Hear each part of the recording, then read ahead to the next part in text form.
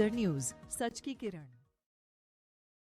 नमस्कार, स्वागत है आपका लेजर न्यूज में। मैं हूं आपके साथ रूबी और आइए करते हैं खबरों की शुरुआत। इनकी पैराग्राफ है, उसको एक लाइन में प्रस्तुत करने का मैं प्रयास करता हूं कि शिक्षा नीति का उद्देश्य ऐसे नागरिकों का निर्माण करना है जो विचार से, बौद्धिकता से और कार्य व्यवहार से भारतीय बने। इस शिक्षा नीति का उद्देश्य ऐसे नागरिकों का निर्माण करना है जो विचार से, बौद्धिकता से और कार्य व्यवहार से भारतीय बने।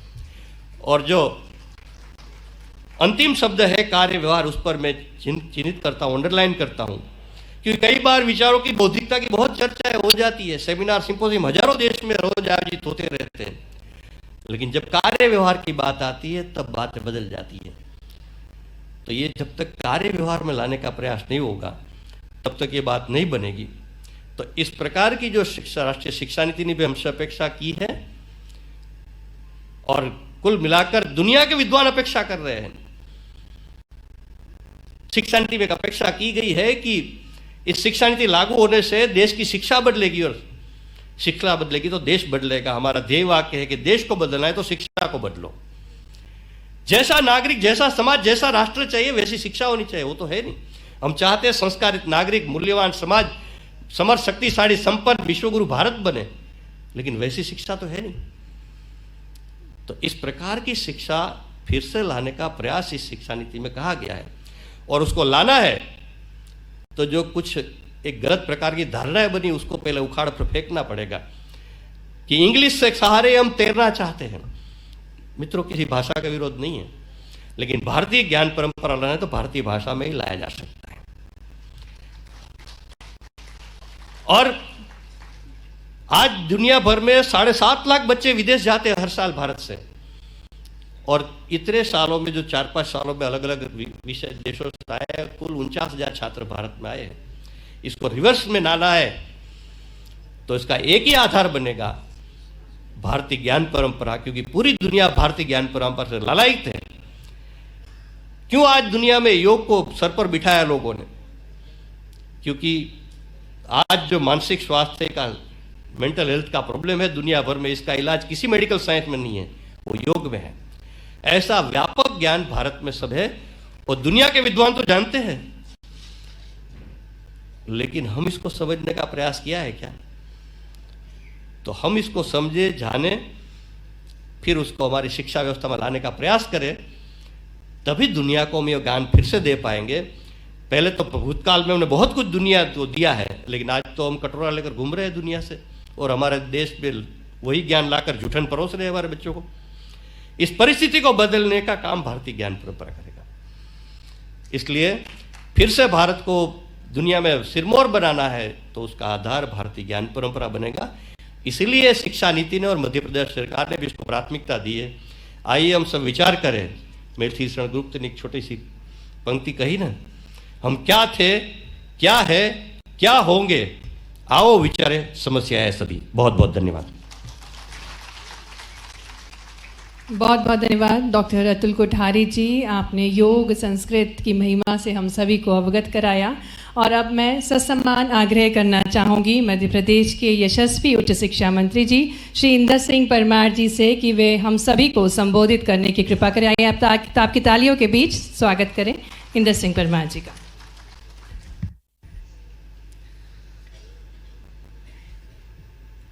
भारतीय ज्ञान परंपरा पर आधारित ये 2 दिवसीय कार्यशाला में मंच पर विराजमान हमारे प्रदेश के माननीय राज्यपाल महोदय आदरणीय मंगूभाई पटेल जी, हमारे प्रदेश के यशस्वी मुख्यमंत्री आदरणीय मोहन यादव जी, आदरणीय अतुल भाई कोठारी जी, आदरणीय अशोक कड़ेल जी, यहाँ पर उपस्थित उच्च शिक्षा विभाग के सभी अधिकारीगण और मध्य प्रदेश ही नहीं तो देश के कई क्षेत्र से आए हुए एक्सपर्ट, सभी विद्वान साथियों, पत्रकार बंधुओं में सबको नमस्कार करता हूँ, प्रणाम करता हूँ। राष्ट्रीय शिक्षा नीति 2020 पर जब से चर्चा प्रारंभ हुई, और मैं तो ये समझता हूँ कि उस ड्राफ्ट से जो चर्चा प्रारंभ हुई वह अनवरत जारी है। और अनवरत जारी इसलिए है कि 4 साल के कड़े परिश्रम से, मेहनत से हमारे देश के लोगों ने अपनी शिक्षा नीति के ड्राफ्ट को तैयार किया था। लेकिन यह भी विचार करना होगा कि 4 साल क्यों लगे होंगे, लेकिन साथ में यह भी सोचना पड़ेगा कि भारत की शिक्षा के दर्शन को, भारत की शिक्षा की पद्धति को अंग्रेजों ने कितने साल में बर्बाद किया था। क्या उन्होंने भी भारत की शिक्षा के विषय का सर्वे किया था, अध्ययन किया था, और उसके बाद ये पाया था क्या कि भारत की शक्ति, भारत का सामर्थ्य, भारत की संस्कृति और यहाँ की शिक्षा व्यवस्था जो समाज आधारित है उसमें निहित है, और इसलिए राष्ट्रीय शिक्षा नीति का भी उसी प्रकार का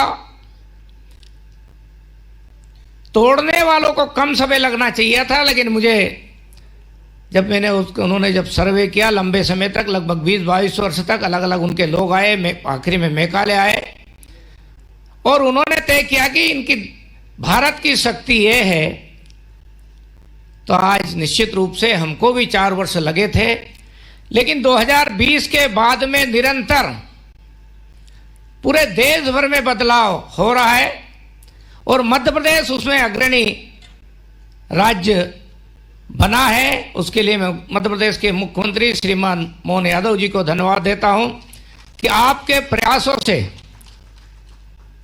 जो बदलाव हुआ, परिवर्तन हुआ, उससे शिक्षा विभाग में आज वो पूरे देश भर में एक प्रेरणा देने वाला बन चुका है। और जिस बात की आज हम चर्चा करने के लिए एकत्रित हुए हैं, मुझे लगता है कि ये भी पहला राज्य मध्य प्रदेश बनेगा जब भारत की ज्ञान परंपरा के आधार पर हमारे पाठ्यक्रमों पर फिर से हम विचार करेंगे, पुस्तकों पर विचार करेंगे, और कहां से शुरुआत की जाए। पढ़ते तो अभी तक भी आए हैं, लेकिन कहां से लोगों ने लिखना शुरू किया था? क्या उसके पहले भारत का कुछ था क्या? क्या हमारी चीज को ही तोड़ मरोड़ करके पुस्तक लिखने वालों ने, क्योंकि एक प्रकार की विदेशी शिक्षा पद्धति के आधार पर पूरी व्यवस्था खड़ी थी, इसलिए मैं तो यही कहूंगा कि सब हमारे एक्सपर्ट है, हमारे लेखक है, जो आगे जाकर के किताबों का निर्माण करने वाले हैं, पाठ्यक्रम का निर्माण करने वाले हैं, तो भारत की ज्ञान परंपरा को कैसे आधार बनाएंगे। और इसलिए क्योंकि भारत की ज्ञान परंपरा केवल आध्यात्मिक क्षेत्र में नहीं है। विज्ञान को शुरुआत करेंगे तो कहां से शुरुआत करेंगे? गणित में शुरुआत करेंगे तो कहां से शुरुआत करेंगे? क्योंकि जब तक हम ये नहीं करेंगे तब तक शायद हमारा उद्देश्य पूरा नहीं होगा। इसलिए मैं समझता हूं कि एक व्यापक अध्ययन के बाद में किस प्रकार की हमारी तैयारी चाहिए, वो सबको करने की जरूरत है। और मैं अतुल भाई कोठारी जी को धन्यवाद देना चाहता हूं कि आपने मध्य प्रदेश के लिए जो अपना समय दे करके सरकार को सहयोग करने का आपका जो संकल्प है, हम समय पर ये सब काम पूर्ण कर सकेंगे और भारत की ज्ञान परंपरा को हम सम्मिलित करेंगे। अभी बहुत जगह पर स्पष्टता नहीं है और मैं समझता हूं इस कार्यशाला से ही स्पष्टता होने वाली है। इसलिए जब अपने देश के बारे में विचार होगा तो जब हम पढ़ते थे तब तक तो पाइथागोरस प्रमेय बोला जाता था। बाद में मुरली मनोहर जोशी जी मानव संसाधन मंत्री बने तब उन्होंने उसमें बोधायन शब्द जोड़ा है। वास्तव में जो सूत्र हमारा रहा है देश, उस पर विदेशियों ने अपना सील लगा करके वापस हमको रिटर्न कर दिया और हम उसी का गुणगान गाते रहे। ऐसा हर क्षेत्र में इस बात को लेकर के तो आज भी हमारे पास ऐसे प्रमाण हैं कि जो लोहा ईसा के पूर्व बना हुआ, आज तक भी उस पर जंग नहीं चढ़ी है, लेकिन हमें को मालूम नहीं है। हमारे एसीएस जब बोल रहे थे तो उन्होंने कहा कि वनस्पति को लेकर के, जीव है वनस्पति में। और ये तो भारत के, जिसको अंग्रेजों ने सील लगा दी कि अंग्रेज यहाँ का समाज अशिक्षित है, वो घर में बैठी माता बहनें भी रात के समय किसी को पत्ती नहीं तोड़ने देती है। जब उनसे पूछा जाता है कि क्यों मना कर रहे हैं, रात के समय आप पेड़ की पत्ती नहीं तोड़ने दे रहे, बगीचे से पत्ती नहीं तोड़ने, फल नहीं तोड़ने दे रहे, क्या कारण क्या है? उनको विज्ञान नहीं मालूम, लेकिन उनको ज्ञान है उनका।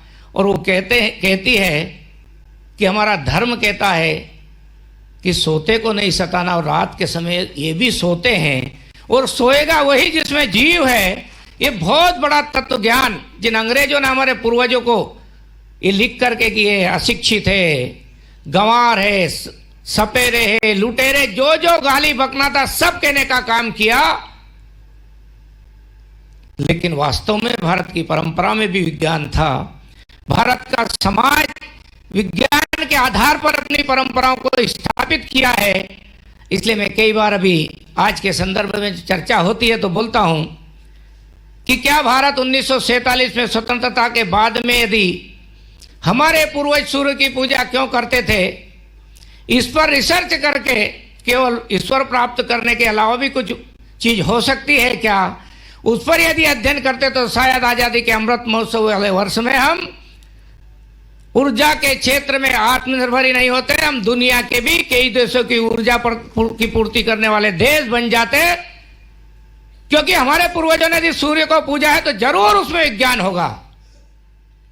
इसलिए परंपराओं में से भी, हमारे ग्रंथों में से भी हमको विज्ञान को खोजने की जरूरत है, और उसको आधार बनाते हुए हमारे सभी जगह पर भारत की ज्ञान परंपरा को स्थापित करते हुए आगे बढ़ने की जरूरत है। क्योंकि नींव का पत्थर जो रखा जाता है वही मजबूत होना चाहिए, और उसके बाद के कालखंड में जो हुआ उसका भी उल्लेख करेंगे। क्योंकि इतिहास के पन्नों पर भी जब इतिहास लिखा गया तो एक लुटेरे को महान लिख दिया गया। ईसा के 550 साल पहले ईरान से एक हकमनी नाम का लुटेरा आया, तीसरा लुटेरा यूनान से आया। अब कई बार कहते हैं कि भारत तो आर्थिक रूप से बहुत कमजोर देश रहा है। मैं कहता हूं कि गरीब की झोपड़ी में कभी डाका नहीं डलता है, और दुनिया के लुटेरा आए इसका मतलब भारत समृद्धशाली राष्ट्र था, संपन्न राष्ट्र था। और जो लुटेरा भारत को जीत नहीं सका वो विश्व विजेता कैसे हो सकता है? जो पौरुष से 2-2 बार पराजित हुआ, चंद्रगुप्त मौर्य से तो लड़ नहीं सका, लेकिन इतिहास के पन्नों पे दर्ज कर दिया जो जीता वो सिकंदर, विश्व विजेता सिकंदर। ये गलत इतिहास भी पढ़ाने की परंपरा चलती रही। अंग्रेजों को तो करना था, उनका उद्देश्य इसी में था कि भारत की आत्मा को समाप्त कर दे, भारत के स्वत्व को समाप्त कर दिया जाए। लेकिन स्वतंत्रता के बाद में क्यों विचार नहीं किया गया? गुलामी का इतिहास, मार खाने का इतिहास, पिटने का इतिहास बड़े बड़े पन्ने जोड़ दिए गए, लंबे चौड़े पाठ्यक्रम में सम्मिलित कर लिए गए। लेकिन भारत के शौर्य और पराक्रम का भी इतिहास रहा है। हमने वसुधैव कुटुंबकम की भावना के साथ दुनिया का कल्याण किया है। इन बातों को अभी समावेश करना चाहिए था। मैं समझता हूं जिन लोगों ने नहीं किया शायद ईश्वर ने उनके हाथों नहीं लिखा होगा, लेकिन आज आप सब लोग कर रहे हैं, इसलिए आपके हाथों में ही वही काम लिखा होगा। जो ईश्वर लिखता है वही काम होता है। और इसलिए देश में जो व्यापक बदलाव, परिवर्तन हो रहा है, और परिवर्तन केवल 1-2 साल के लिए नहीं है। हमने टारगेट किया 2047 कि 2047 का भारत कैसा होगा, उसमें शिक्षा कैसी होगी, उसमें अर्थव्यवस्था कैसी होगी। तो क्या हम शिक्षा के माध्यम से फिर से 2047 तक भारत को विश्व गुरु बनाने का संकल्प को पूरा कर सकेंगे क्या? इस प्रकार की शिक्षा व्यवस्था खड़ी करते हुए और देश को वह सम्मान दिलाना जिसका हकदार अपना देश है, आगे भी वो देश फिर से विश्व वसुधैव कुटुंबकम की भावना के साथ विश्व का कल्याण कर सके, लोग मानव जीवन का कल्याण कर सके और दुनिया को मार्गदर्शन दिखा सके, मार्ग दिखा सके, तो निश्चित रूप से उसमें भारत की जो ज्ञान परंपरा है, भारत का ज्ञान है, जो समृद्धशाली परंपरा भारत की, मैं समझता हूँ उसके माध्यम से हम पूरा कर सकेंगे। हमारे माननीय अशोक जी कड़ेल जी ने 2 बातें कही है, अतुल जी ने भी कही है। मैंने माननीय मुख्यमंत्री जी से सहमति ले ली है और राज्यपाल जी हैं, इसलिए जो कहा है इसका मान के चलिए कि सरकार भी अपना एक प्रकोष्ठ बनाएगी और विश्वविद्यालय के मालिक माननीय महामहिम राज्यपाल महोदय बैठे हैं, इसलिए सभी विश्वविद्यालयों में भी मैं समझता हूं कि हम मिलकर प्रकोष्ठ बनाएंगे ताकि इसमें और अच्छी व्यापक चर्चा हो सके और आने वाले समय में हम विद्यार्थियों को सर्वश्रेष्ठ दे सकें। इसी भावना के साथ मैं अपनी बात समाप्त करता हूं। जय हिंद, जय भारत।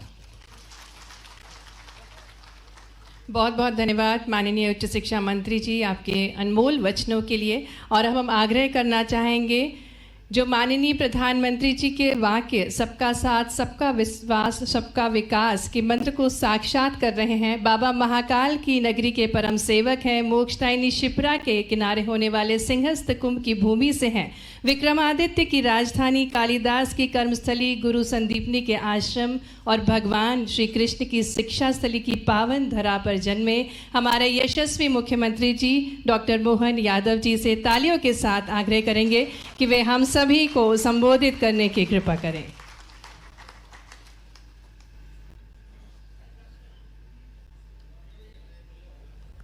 संचालनकर्ता ने इतनी बड़ी भूमिका रख दी कि मैं भी देखते ही रहा कि क्या क्या जोड़ रहे हैं वो। नई शिक्षा नीति के आधार पर आधारित इस कार्यशाला में भारतीय ज्ञान परंपरा और नई शिक्षा नीति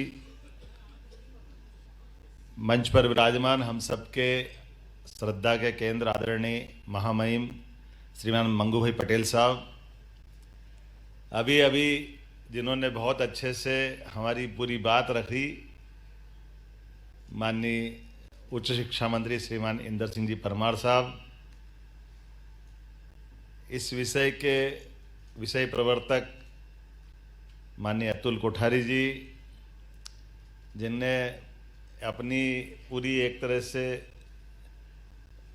जिंदगी इस मार्ग पे चल करके देने के लिए तिल तिल करके जो समय हमारा गुजरता है, आपने शिक्षा के लिए अपने आप को आहूत कर दिया है। इस यज्ञ में मैं आपका वंदन करता हूँ, अभिनंदन करता हूँ, स्वागत करता हूँ। सम आदरणीय श्रीमान अशोक कड़ेल जी, हिंदी ग्रंथ अकादमी के डायरेक्टर, जहाँ अवसर आता है हिंदी ग्रंथ अकादमी सदैव ऐसे मौके ढूंढती है जिसके माध्यम से हिंदी ग्रंथ अकादमी की ऊर्जा का सदुपयोग हो और उसके माध्यम से उच्च शिक्षा की साख बने। मैं आपका भी वंदन करता हूँ, अभिनंदन करता हूँ पूरे मंच का। और यहाँ अब शब्द तो कुलपति बोलना नहीं है और कुलगुरु बोलते ही हमको समझ में आ जाता है कुलगुरुओं का सम्मान करते ही केवल गुरुओं का सम्मान नहीं है, ये सारी परंपराओं का सम्मान है, भारतीय शिक्षा पद्धति का सम्मान है। आप सबका वंदन अभिनंदन, सारे के सारे यहाँ बैठे शिक्षा जगत से जुड़े समस्त प्राध्यापकगण, सभी मनीषीगण, शिक्षा प्रेमीगण, प्यारे विद्यार्थियों, पत्रकार साथियों, आगंतुक अतिथियों, चूंकि ये 2 दिन कार्यशाला चलेगी और कार्यशाला में हमारे लिए तो बहुत अच्छा एक अवसर मिलेगा जब हम यहाँ इस अवसर का लाभ लेने के लिए माननीय अतुल जी का और आप सब विद्वानों का एक तरह से बेसब्री से इंतजार भी कर रहे हैं। शिक्षा नीति लागू करे को लगभग हमारा ये 4था साल चालू होगा और ऐसे में अब हमारे लिए एक बड़ी चुनौती का भी मौका है, जिसके कारण से हम सब वो मार्ग ढूंढने लगेंगे जिसकी आवश्यकता आज के समय में मध्य प्रदेश के उच्च शिक्षा विभाग को ज़्यादा है। और ये बड़ी अद्भुत बात भी है। ज्ञान परंपरा की बात करें तो हम इसमें पूरे तौर पर विश्वास रखते हैं, क्योंकि हमारा जो स्रोत है वो गंगोत्री की तरफ पवित्र है। हमारे नदियों के स्रोत की जो धारा होती है, वो जो पवित्रता है, कितना विरोधाभासी समय चल रहा है, कहाँ हमारी उज्जवल परंपरा जिस उज्जवल परंपरा में हम सब ज्ञान को कभी किसी सीमा में बांधने में विश्वास नहीं करते। ऋग्वेद में कहा गया कि ज्ञान जहां से आए, जैसे आए, किसी दिशा में उसको रोकना नहीं, हर दिशा से आए उसका स्वागत करना है।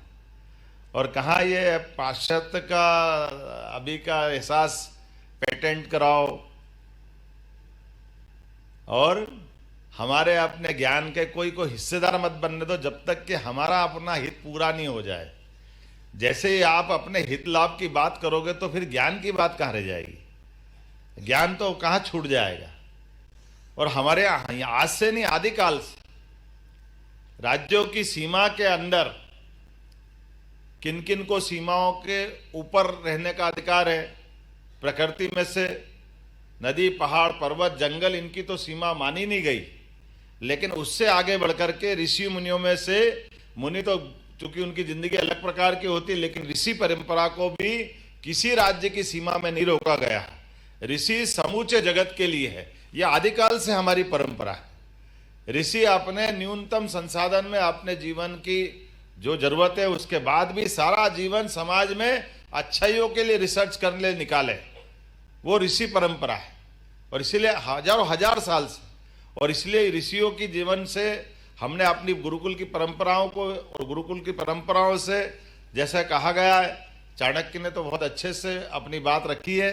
उन्होंने कहा कि ये भारत की भाग्य की बात है कि हमारे लिए ये बात कठिन थी जब हमारे यहाँ कई सारी दास्तान का बहुत लंबा समय निकल गया, गुलामी का लंबा समय निकल गया, लेकिन गुलामी के बाद भी जब गुलामी के दौर में आने वाली शक्तियों ने अपनी संस्कृति को हम पे थोपने का प्रयास किया, तो ये भारत की विशेषता है कि वो उनकी पाश्चात्य संस्कृति हो, कोई और संस्कृति हो, हमारे अरब के अंदर से भी कई सारे लोगों ने हमको लंबे समय तक उनके आगोश में लिया है, लेकिन हमारे यहाँ भी श्रुति और स्मृति की परंपरा है जिससे हमने अपनी संस्कृति को अक्षुण्ण रखा, ये ज्ञान परंपरा को अक्षुण्ण रखा। ये हमारा सौभाग्य है। भारत न कभी दबा न दबेगा, और इसीलिए आज नहीं तो पुराने काल से और आने वाले काल में भी नालंदा, तक्षशिला, जो माननीय अतुल जी ने कहा उसका आंकड़ा भी बताया, और थोड़ा सा दरवाजा खुला के अभी हम सब देखने लगे हैं। आप अभी ये विगत 4 साल की अगर विश्लेषण कर लेंगे तो हमको ध्यान में आ जाएगा। ज़्यादा पुरानी बात भी नहीं, लंबी पूरी बात भी नहीं है, लेकिन हम सब देखेंगे कि अभी देश के बाहर दुनिया के परिदृश्य में 2 धाराएं एक साथ जा रही है, और 2 धारा में से एक धारा वही है जो परंपरागत रूप से चली आई थी, ताकत के, शक्ति के, संपदा के बलबूते पर वो अपनी अपनी शक्ति बताते हुए अपनी सत्ता बनाने पे तुली हुई, और उसके उल्टे एक और धारा निकली है। वो धारा गंगा जल की तरह एक तरह से पवित्र है और बहुत कोमल, बहुत दुनिया को एकदम से सहजता के साथ अपने साथ जोड़ती खड़ी होती दिखाई दे रही है। आप अंदाज लगा लो, हमारी वो ज्ञान परंपरा का ही तो धारा भारत से निकल रही है। यशस्वी प्रधानमंत्री के नेतृत्व में हमने सबने देखा कि कहाँ कौन किसको जरूरत पड़ रही है। जरूरत एक ही देश के हिस्से थे, पहले रूस यूक्रेन, उनके आपस के युद्ध ने 2 साल से किस प्रकार के कितने लोगों की, निरपराध लोगों के लिए क्या क्या नहीं हुआ। इजराइल जैसे देश के साथ अभी बाकी बातों के साथ हम देखें कि दुनिया के देश 2 धारा में बटे दिखाई दे रहे हैं, और उसके उल्टे कोविड के टाइम से लेकर के माननीय मोदी जी का जो नेतृत्व देख रहे हैं कि हाँ, हमने अगर अपनी कोविड की दवाई भी बनाई है तो 100 से ज्यादा देशों को उपलब्ध बना करके हमने वसुधैव कुटुंबकम की भावना सार्थक करके दिखाई दी। जियो और जीनो दो के सिद्धांत को सबके सामने दिखाया कि नहीं दिखाया। हमारे अपने जीवन की जीवन शैली में हमारी अपनी पाकशाला, हल्दी का महत्व दुनिया ने कोविड के टाइम से देखा कि नहीं देखा। काढ़े का क्या महत्व है, आयुर्वेद का क्या महत्व है। चिकित्सा पद्धति से कोई हमारा विरोध नहीं है, लेकिन हमारी चिकित्सा पद्धति एलोपैथी से कम नहीं है। तो आयुष डिपार्टमेंट के माध्यम से चिकित्सा की जो वैकल्पिक चिकित्सा व्यवस्था उपलब्ध कराई, यही तो झगड़ा है। हम यहाँ आकर खड़े होकर के बात कर रहे हैं, अभी आपने संशोधन की बात आई, ये विचारों के थपेड़े खाते खाते वापस सुधरते हुए आते हैं। हमने कहा नहीं, यूनिवर्सिटी बनेगी तो केवल एक विषय की यूनिवर्सिटी बनेगी। अरे विश्वविद्यालय है, एक विषय का कैसे हो सकता है? और एक विषय का बना लो, बना लिया, बन गया। अब बन गया तो जितना वजन उठा नहीं सकते उससे ज्यादा सिर पे आ गया, घूमते घामते वापस में आए, भैया पुराने विश्वविद्यालय पे भेजो, ये नर्सिंग कोर्स पैरामेडिकल हमारे बस की बात नहीं है, आने वाले समय में बाकी में भी ऐसे सुधार आएंगे, इसमें कोई नई बात नहीं, ये चलेगा भी नहीं। अभी नए विश्वविद्यालय को खोलने की बात है। काल के प्रवाह में अंग्रेज जब हमको अलग ढंग से गुलाम रखना चाहते थे तो टंटिया मामा का अपमान करते थे, और टंटिया मामा जैसे एक सूरवीर के साथ, क्रांतिकारी के साथ आपने उनको कुछ भी कहा होगा, लेकिन हमारे तो वो क्रांति सूर्य है, इसलिए उनके नाम पे क्यों विश्वविद्यालय नहीं बनना चाहिए, क्यों तात्या टोपे के नाम पे विश्वविद्यालय नहीं बनना चाहिए, क्यों रानी अवंतीबाई के नाम पे नहीं बनना चाहिए, क्यों रानी दुर्गावती को याद नहीं करना चाहिए।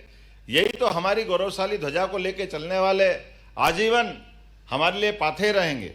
मैं इन सबका इस माध्यम से भी आपको इस केवल चूंकि बाकी बातें आ गई दोहराना नहीं चाहूंगा, विषय तो बहुत सारे, लेकिन उन विषयों पे अपन जाएंगे तो टाइम लगेगा। अब विभाग के नाते से माननीय इंदर सिंह जी आ गए हैं और हमारी सरकार इस मामले में लगातार चिंतित है कि और कोई विभाग का विचार हो ना हो, उच्च शिक्षा विभाग तो सबसे पहले रहेगा, इसमें कोई शंका नहीं, क्योंकि बाकी विभाग से मेरी कोई 19-20 भावना नहीं है, लेकिन वो विभाग आज की बात करेंगे और आप कल सुनहरे भविष्य की बात करोगे, इसलिए आपके ज्यादा महत्व है। आपके माध्यम से न केवल हमारा प्रदेश का पूरा भविष्य बल्कि भारत का भाग्य जागेगा। इस नाते से आपकी जवाबदारी ज्यादा, और चूंकि उच्च शिक्षा विभाग ने इस बड़ी चुनौती को हाथ में लिया है कि हाँ, हम नई शिक्षा नीति को आगे लेकर के जाने में अपने सामर्थ्यशाली हैं, हम अपने पे विश्वास करते हैं।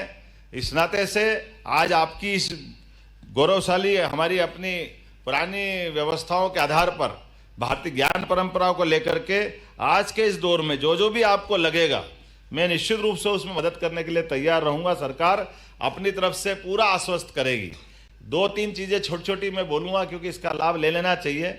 हमारे विश्वविद्यालय कई बार कई मामलों में थोड़े से बाकी विभाग के सामने पिछड़ते थे, तो विश्वविद्यालय को पिछड़ने नहीं दिया जाएगा, ये मैं आपको आश्वस्त करूंगा। विश्वविद्यालय हमारे अब केवल 2 ही श्रेणी है, या तो प्राइवेट विश्वविद्यालय या शासकीय विश्वविद्यालय। ये सामान्य विश्वविद्यालय कहां से आ गया मेरे को ही नहीं मालूम, इसलिए इसको निकाल के फेंकने की जवाबदारी इस सरकार ने ली है। हमारे अपने विश्वविद्यालय में जो उच्च शिक्षा विभाग के प्राध्यापक, जो उच्च शिक्षा विभाग के बाकी व्यवस्थाओं के लिए, बाकी चीजों के लिए जवाबदार होते हैं, समान रूप से वो विश्वविद्यालय में भी दिया जाएगा, कोई अंतर नहीं किया जाएगा। विश्वविद्यालय के लिए सभी प्रकार के हित लाभ उसी प्रकार से देखे जाएंगे, लेकिन इस पवित्रता का भी ध्यान रखा जाएगा कि विश्वविद्यालय की गरिमा बनी रहे। विश्वविद्यालय को उच्च शिक्षा विभाग की तरह एकदम इसकी सीमा खोल करके नहीं खड़ा करेंगे, लेकिन हम उसके अंदर की जो चीजें हैं वो पूरी तौर पे दी जाएगी। और इसके अलावा भी विश्वविद्यालय के अलावा भी उच्च शिक्षा विभाग अभी जो आने वाले समय में जो तय करेगा वो सब कुछ करने के लिए आपके साथ रहेंगे, लेकिन कई भविष्य की चुनौतियों के लिए भी आप और हम आगे बढ़े, और मध्य प्रदेश के अंदर भी जो चीजें अभी गर्भ में है उनको सामने लाने के लिए भी पर्याप्त रूप से हम रिसर्च को भी प्रोत्साहन दें। हमारे शिक्षा के उस पुराने इतिहास को पुनः जीवंत करने के लिए, जैसे आपने आंकड़ा बताया है, तो विदेश के लोग भी हमारे प्रदेश में आके पढ़े। इसके लिए जो करना है विभाग वो सब भी करे, सरकार आपके साथ रहेगी निश्चित रूप से। और कोई एक विश्वविद्यालय नहीं, मैं तो इस मामले में ये परस्पर एक स्वस्थ कंपटीशन होना चाहिए। हर विश्वविद्यालय अपने आप में तैयारी करे, सभी विश्वविद्यालय हमारे, क्या निजी और क्या सरकारी, लेकिन सरकारी को जो कठिनाई आती है सरकार उस मामले में भी पूरी मदद करेगी निश्चित रूप से। लेकिन वो सारी चीजें जिनके माध्यम से हम भविष्य के आधार पर अपने आप को तैयार कर लें, ये बहुत आवश्यक भी है। और नई शिक्षा नीति के परिप्रेक्ष्य में चूंकि माना यह गया कि नई शिक्षा नीति में जो विद्यार्थी आएंगे उनकी संख्या थोड़ी सीमित होगी, लेकिन सीमित विद्यार्थी आकर भी असीमित अपनी शिक्षा अध्ययन में वो अपना योगदान दे और विभाग उनके पूरी मदद करे। इस नाते से हम अपने आप को तैयार करें। मेरी अपनी ओर से आप सबको बधाई, बहुत बहुत धन्यवाद। बहुत बहुत धन्यवाद माननीय मुख्यमंत्री जी आपके मार्गदर्शन के लिए। और अब हम आग्रह करने जा रहे हैं जिनके मार्गदर्शन से, जिनकी सोच से, जिनके विचार से मध्य प्रदेश